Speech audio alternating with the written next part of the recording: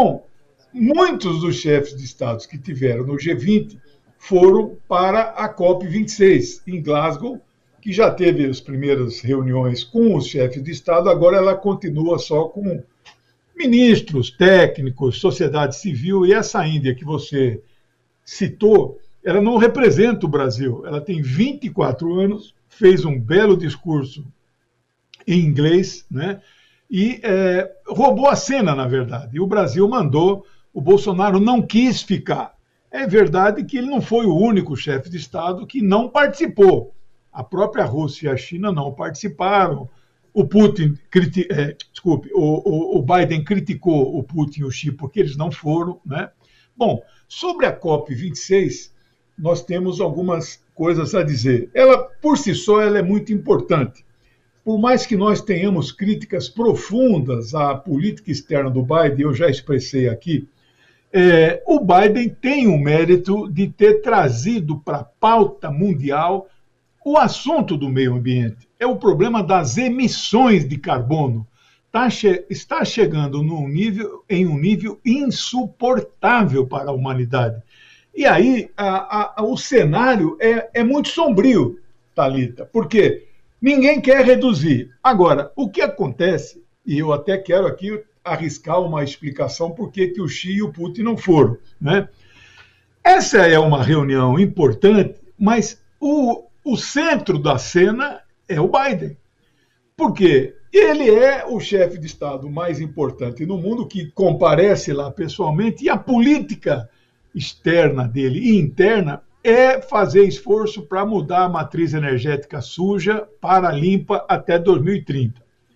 Só que esta reunião é uma reunião que tem implicações geopolíticas. E eu vou dizer aqui algumas coisas que às vezes a gente vê, mas não enxerga, né? Porque tem a questão dialética sempre por trás, né? A China está sendo acusada pela Inglaterra, pela Alemanha, pelos Estados Unidos, principalmente. Eles põem o dedo na China e falam: vocês têm que baixar as emissões.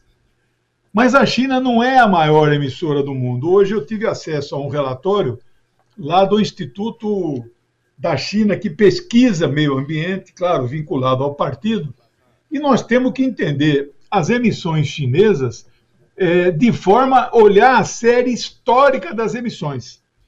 Os que estudam meio ambiente em seriedade mostram que entre 1750, estamos lá em meados do século XVIII, em 1750 até 1900, a Europa não tinha quase Estados Unidos, ela foi responsável por quase 100% das emissões, né? A China, só nos dias atuais, ela é responsável por 15% das emissões no máximo. Só que acontece que a China tem 20% da população mundial.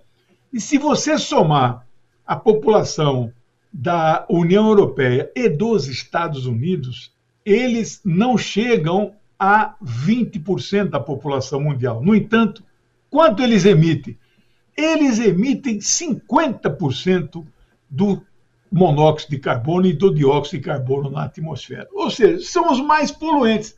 Mas o mais grave, Thalita, é quando a gente faz aquela conta do número de mortos por 1.000 habitantes na pandemia, lembra?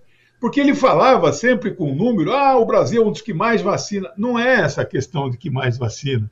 O Brasil não tem um contágio tão alto, tem que ver o número de mortes por 1.000 habitantes.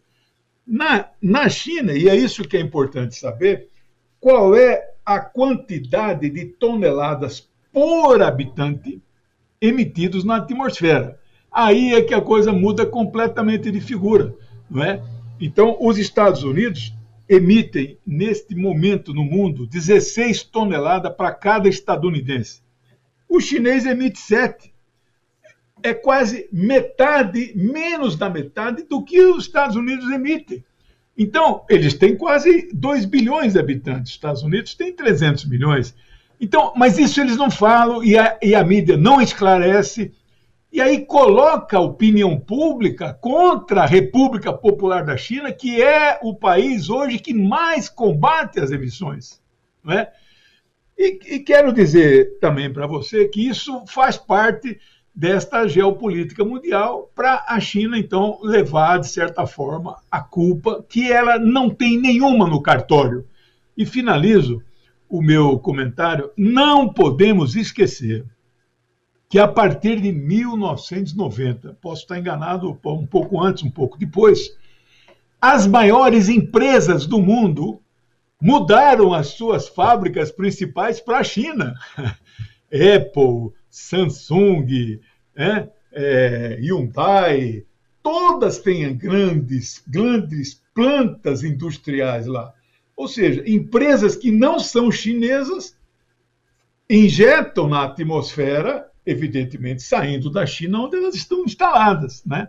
Mas, apesar de tudo isso, a China é um país que emite menos dióxido de carbono por habitante e é que o mais preserva o meio ambiente. Eles vão zerar as emissões de carbono até 2060. Nenhum outro país tem um plano igual a esse.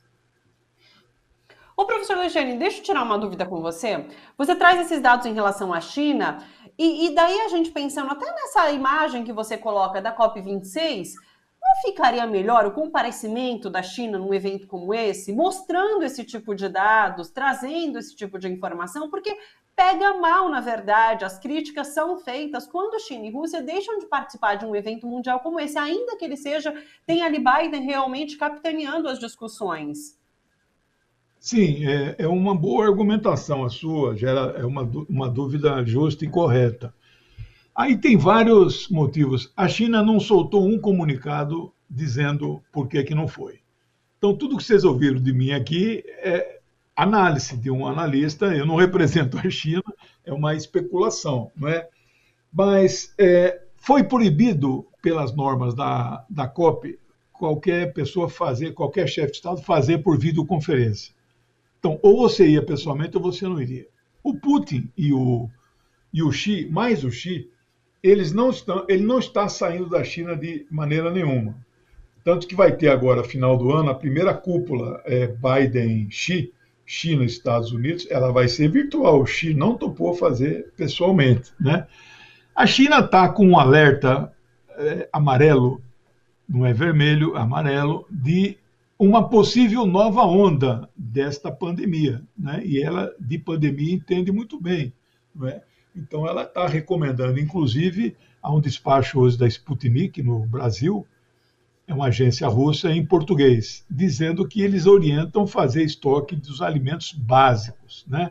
Que poderia ter um lockdown para combater esta onda. Então, pode ser isso. A minha opinião é política.